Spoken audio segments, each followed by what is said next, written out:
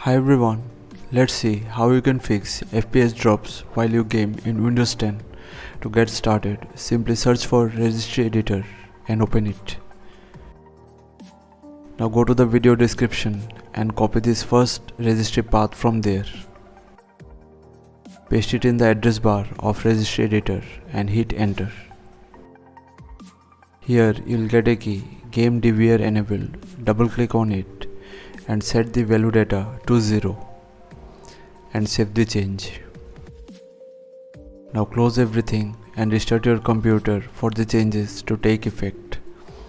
However, if you still experience FPS drops, then proceed ahead with the next step. Go to Registry Editor again.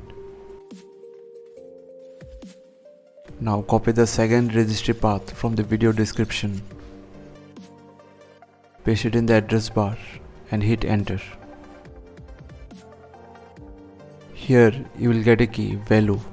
Double click on it and set this value data to 0 and save the change. Close everything, restart your computer and you're good to go. So thanks for watching. Please feel free to subscribe if this helped and stay tuned for more Windows tips, tricks and tutorials. Thank you.